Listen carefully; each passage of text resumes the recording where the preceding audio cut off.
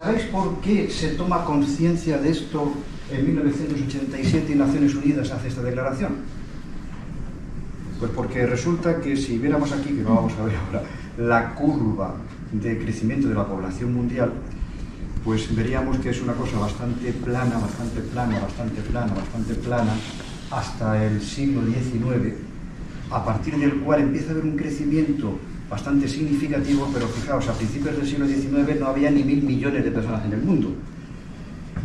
En el 1987, 150 y tantos años después de que se alcanzaran los 1.000 millones, ¿sabéis cuántos había en el mundo? 5.500 millones de habitantes. ¿Pero sabéis cuántos hay hoy? 25 años después de esta declaración de Naciones Unidas, lo estoy cuidando por ahí, 8.000 millones de habitantes y sube. Esto quiere decir que tenemos que hacer algo porque como el planeta no ha crecido, ¿verdad? Sigue siendo el mismo, los recursos existentes hay que compartirlos para los 8.000 millones que somos y los que están por ahí. Y resulta que vosotros, todos los que estáis aquí, sois parte del problema. También, por fortuna, de la solución, pero del problema, porque veis, los edificios, a los que seguro muchos de los que estáis aquí os dedicáis a hacer proyectos o a instalarlos, consumen el 40% del total de la energía que se consume en la Unión Europea y son responsables del 36% de las emisiones con efecto invernadero, de esta huella de carbono que tratamos de evitar. Pero junto a eso está que la climatización, de la que estoy seguro la mayoría de aquí os dedicáis, a la parte de climatización y producción de ACS, es responsable de ese consumo prácticamente del 50% del total de la energía del edificio, hablando del contexto europeo, que no es exactamente el español, pero parecido, las cifras no son tan distantes. De modo que somos parte del problema y somos parte también de la solución. Aquí es donde está el desafío, porque la parte de la que nos podemos congratular y felicitarnos es de que se ha tomado conciencia en que hay que tomar acción. Y entonces, las directivas europeas, sabéis que han puesto una agenda en la que dicen que en los próximos años, en el 2030, tendríamos que haber reducido el 55% de las emisiones con efecto invernadero, porque el camino no va a ser fácil. O sea, mantener el equilibrio, la trayectoria en el desierto, para los que seáis moteros, pues creo que no es fácil, yo no lo soy, pero no es fácil mantener el equilibrio porque primero hay que contar con las tecnologías disponibles, y esto tiene que desarrollarse bastante, ya os lo digo. Está normativas como la ERP, que seguro todos conocéis, que es la que tiene que ver con la eficiencia del producto, que ha obligado a los fabricantes a revisar todo lo que hace y a que los estándares de eficiencia sean muchísimo mayores de los que había en el pasado, pero esto lo pone difícil, no es realmente siempre fácil conseguir subir esos estándares. Está la F-Gas, que es de lo que vamos a hablar ahora unos minutos, que es la directiva europea con respecto a la limitación de gases refrigerantes con efecto invernadero, y otra cosita que seguramente alguno ya habrá escuchado, que se llaman los PFAS en inglés, que es esto de aquí. Ya son directivas en vigor, son normativas en vigor que sí o sí hay que aplicar, no hay discusión, y esta otra, la que tiene que ver con los PFAS, está ahora mismo encima de la mesa en debate en Europa, por lo que vais a ver a continuación. F-Gas, la que conocemos como la 573-2024, que está en vigor desde marzo de este año.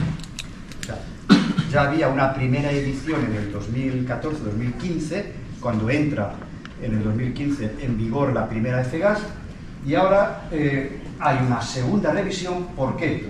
Pues porque resulta que los refrigerantes que llevan nuestros equipos de aire acondicionado y de producción de ACS, esos refrigerantes no son muy buenos de cara al efecto invernadero. Hacen ahí una corteza porque no se degradan, sus enlaces no se sueltan y por lo tanto evitan que la radiación solar pues, pueda escaparse, sigue rebotando, y este es el efecto invernadero. Aquí creo que en la región de Murcia y Almería sois expertos en lo que es un invernadero, así que no hace falta dedicar mucho a eso. Pero bueno, dentro de los muchísimos contaminantes que salen a la atmósfera están los gases refrigerantes. Y entonces, ¿qué dice la F-Gas? La última revisión, la del 11 de marzo. Si anteriormente había puesto el techo en una cifra estimada de 500 de GWP, Global Warming Potential en inglés, ahora ha dicho el límite va a ser 150. Y si la anterior decía que era el 2030 el horizonte temporal para conseguir bajar las emisiones a ese límite de 500 toneladas de emisiones de CO2 equivalentes, ahora lo ha puesto en 2027 para la mayoría de las familias. Veis que hay aquí otros escenarios distintos, pero en definitiva se establecen límites en donde solo hay excepciones a algunas familias, como limpiadoras mayores de 12 kilovatios, que se permite que el límite sea 750 hasta el 2027. En el caso de las bombas de calor, algunas de ellas para producción de ACS, fijaos, el límite es 150 para 2027 para todo lo que sea menor o igual a 12 kilovatios. Y a partir de 2032, solo refrigerantes naturales permitidos, todos los HFC prohibidos de reducir.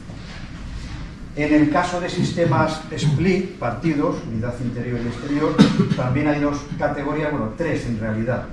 Menor o igual a 12 kilovatios, 150 hasta el 2029. Mayor de 12 kilovatios, hasta el 2029, 750, y hasta el 2033 acaba por prohibirse el último de ellos, que es el R32, a partir del cual, pues ya solamente, o los 454C, porque tiene 148 de GWP, el HFO, es que no lo veis desde ahí atrás, que es el 1234ZE, o los naturales. Así que queda, no limitada, limitadísima la capacidad de utilizar los refrigerantes con los que estáis familiarizados a día de hoy, como el R410, que se está condenadísimo porque tiene 2088 de GWP y resulta que hay que alcanzar el límite de 150. ¿Quiere decir esto que van a desaparecer estos refrigerantes? Como el R410, 134, 513, R32. No, porque solamente se han prohibido los que están por encima de 2500 de GWP, como el 404, si alguno de aquí trabaja o ha trabajado en refrigeración. En aire acondicionado no se ha usado prácticamente. Lo que se ha impuesto es un sistema de cuotas. Por lo tanto, a los fabricantes de refrigerante tienen una cuota de emisiones equivalente, de acuerdo al refrigerante que estén fabricando, que pueden emitir. Entonces, ¿qué ocurre? Pues que el fabricante va a quedar muy restringido a cuánto refrigerante como el R410 puede poner en el mercado, o R32. Porque como tienen un GWP muy alto, se van a volcar a fabricar refrigerantes con GWP bajo para conseguir los objetivos de la FEGAS. ¿Entendéis el punto? Luego podemos comentarlo si queréis hacer preguntas sobre esto. ¿Y qué hay de los PFAS estos? Bueno, como he dicho, hasta aquí es directiva, o sea, eso no tiene discusión, lo de la FEGAS, y hay que cumplirlo sí o sí. ¿Aquí qué tenemos? Pues tenemos que se ha creado una agencia química europea compuesta por 5 países. Esa agencia química se llama REAC y resulta que han analizado que hay compuestos que químicamente se llaman los CF2, CF3, en particular nos interesa este, que forman parte de algunos refrigerantes. En este caso, pues por ejemplo, algunos tan conocidos como estos. El 1234ZE, 454B, 513, 134. ¿Y qué ocurre? Pues que, excepto el R32, que como veis, no pasa el corte de la FEGAS en el calendario que le han puesto, pero sí pasaría este corte, pero los demás no, porque tienen como parte de sus compuestos el 1234YF, que es el que resulta más contaminante porque al descomponerse genera estos ácidos, como veis aquí. En inglés se llama trifluoroacetic acid. Bueno, el caso es que al liberarse a la atmósfera, por ejemplo, no hace efecto invernadero, por eso el GWP es muy bajito, sus enlaces permiten que se descomponga, pero vaya, qué mala pata, porque se descompone, pero genera estos ácidos. Por lo tanto, esto va a las nubes, llueve, y es lo que quizá ya de hace mucho más tiempo habéis escuchado que se denomina lluvia ácida. Esto resulta que contamina pues todos los arroyos, ríos, va a nivel freático al mar, por ejemplo, los pececitos se lo comen y esto pasa a la cadena trófica. Y entonces lo que está ahora mismo en Europa en debate es hasta qué grado realmente esto es dañino para establecer limitaciones a estos refrigerantes. Entonces, como veis ahí, hay muchos de los que se utilizan a día de hoy, cuyo compuesto, porque el peor es esta es la madre del cordero, pues resulta que muchos tienen en su composición un alto porcentaje del YF y por tanto se espera que esto pues tenga limitaciones serias. Que lo tengáis en cuenta. Está bajo debate y no sabemos exactamente hasta qué grado va limitaciones, pero las habrá. De manera que, ¿qué refrigerante elegir a futuro en vuestras instalaciones, en vuestros proyectos? ¿Qué podemos utilizar? Porque elegir no es fácil. Resulta que tenemos que cumplir con la ERP, tienen que ser equipos muy eficientes. También resulta que hay que cumplir con la F-gas, el GWP de ese refrigerante, de esa bomba de calor para clima o ACS tiene que ser bajito. Además tenemos que tener en cuenta las condiciones de toxicidad, inflamabilidad, etcétera, seguridad del refrigerante y, no menos importante, las tecnologías disponibles, pues porque los fabricantes, como la empresa a la que pertenezco, se encuentra a veces con serias dificultades, o se ha encontrado con serias dificultades a la hora de obtener componentes en el mercado para construir máquinas con nuevos refrigerantes. Porque a la industria le cuesta trabajo reaccionar a directivas que en algunos casos están yendo por delante de lo que la industria puede hacer. Así que es como si te llevaran así como enganchado de aquí de la barbilla corriendo para cumplir unos objetivos que va a ser realmente complicado. Debo deciros que no hay ningún refrigerante perfecto que cumpla con todo. O sea, malas noticias. Ninguno cumple absolutamente con todo. Así que ahora la elección es saber para qué lo necesito y confiar en que la solución que te ofrezca el fabricante, si te la razona bien, sea realmente lo que vas a poner en tu proyecto o en tu instalación. Nosotros lo tenemos claro a la luz de la F-gas y de las otras regulaciones que están por llegar. Nuestra recomendación es deciros, pensad, que ya lo dijo Susana antes, coincido plenamente con ella, R290 y R744. Esto lo conocemos como propano, esto lo conocemos como CO2. ¿Por qué? Pues porque estos son refrigerantes limpios. Sabéis que no hay más que 3 refrigerantes naturales que usemos. 2 están aquí y el tercero, ¿sabe alguien cuál es? Exactamente.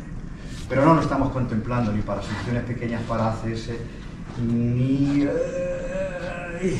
con muchos peros para clima, porque ya sabéis que su B2L es tóxico y además no es fácil aplicarlo dependiendo de para qué aplicaciones, ¿no? Para frío industrial perfecto, para refrigeración, aquí en la región de Murcia tiene que haber cientos de instalaciones de amoníaco porque la refrigeración industrial aquí es una necesidad por la producción hortofrutícola y pues, por todo lo que tenéis aquí, ¿no? Una simple comparativa de los refrigerantes de uso hoy, no vamos a detenernos a hablar de cada una de estas variables, pero de los refrigerantes que más se usan hoy, donde está el R290 y el 744 y las, vamos a decir, características esenciales que deben determinar qué refrigerante utilizamos o usamos, depende de para qué. Pues mirad, una de las básicas es el calor latente de vaporización. ¿Por qué? Pues porque esto es, ni más ni menos, cuánta energía absorbe el refrigerante para cambiar de estado. Cuanto mayor, mejor. Lo que quiere decir que con ese refrigerante y una máquina más pequeña o menos masa vamos a poder conseguir cosas mejores. Fijaos que el N290, en este sentido, saca ventaja a muchos de sus compañeros, como el 410, R32, etcétera, porque tiene 425,6 kilojulios por kilogramo. También es interesante la temperatura crítica. Ahora veréis esto en una gráfica, porque es muy alta, es 96,7. Y esto, para producir ACS, es un dato esencial, la temperatura crítica. Veis que el R32 se queda bastante por debajo, 78,35, mientras que el 410 se queda en 72. Vais a ver ahora por qué eso lo hace idóneo para la producción de ACS. ¿Y qué hay del CO2, que es al que os estamos sugiriendo que miréis? Pues resulta que también tiene un calor latente de vaporización muy alto, 595, incluso más que el R290. Tiene una singularidad, densidad del vapor, pues es altísima, como veis, se despega de todos los demás. Quiere decir que tiene que sería su inversa, volumen específico muy bajo. Un metro cúbico de CO2, un metro cúbico pesa 18 kilos. O sea que es un gas realmente denso. Esto tiene una parte buena y una parte mala. ¿Imagináis la mala? Que se va de presiones rápidamente, presiones muy altas.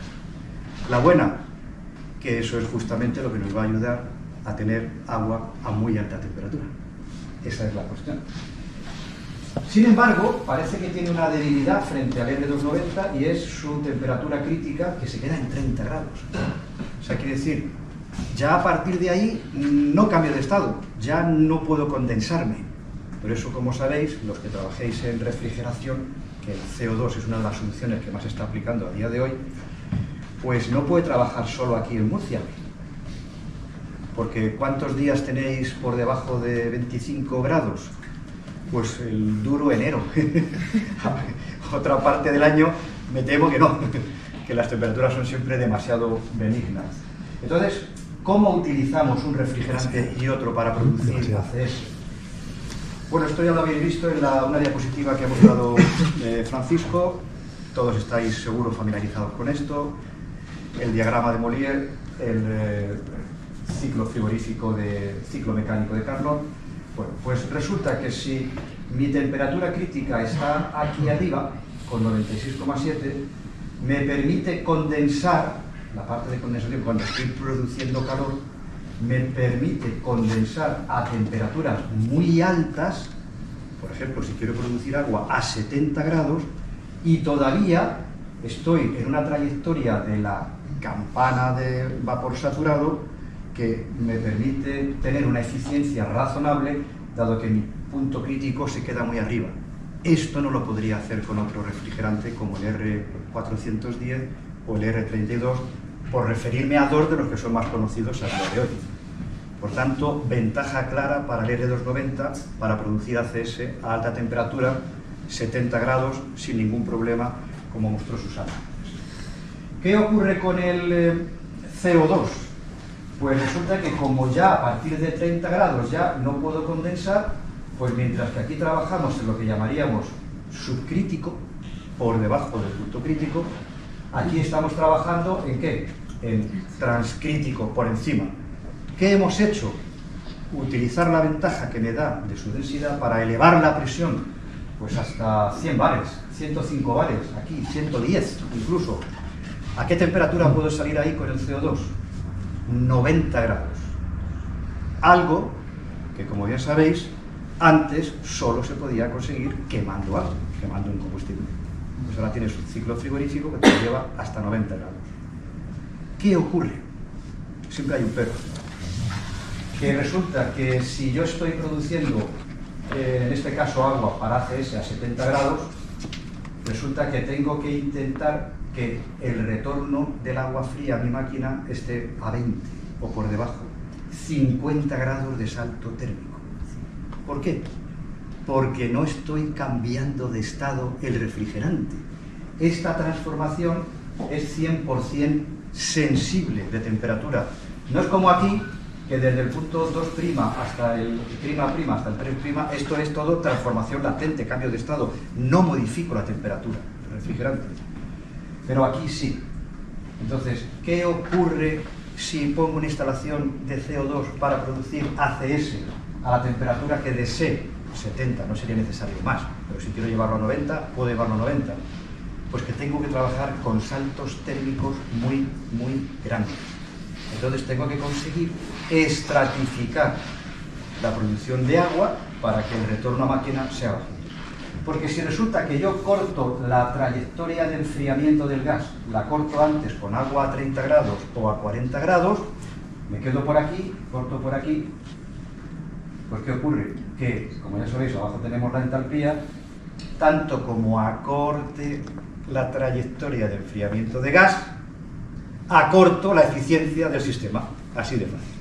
Por tanto, hay que conseguir saltos técnicos. ¿Cómo hacemos esto? Pues realmente de forma sencilla, aunque hay que complicar un poco una instalación de agua sanitaria. No estamos hablando de residencial, de las bombas de ACS pequeñas, estamos hablando ya de terciario, hoteles, edificios, hospitales, de producciones elevadas de agua caliente sanitaria. Pues que si yo produzco aquí agua a alta temperatura, tengo que conseguir estratificar el agua. Nosotros sugerimos 3 tanques para que el último, el tanque frío, nunca llegue a calentarse y mi máquina corte con los sensores que hay colocados en los tanques, cuando ha visto que los 2 primeros ya están a la temperatura de consumo de ACS. Por lo tanto, el volumen de agua que se utiliza para una instalación de ACS con CO2 es, porque os sirva un poco de referencia, 1,5 veces la acumulación de agua que hayamos considerado para la demanda pico. Pongo un ejemplo muy sencillo.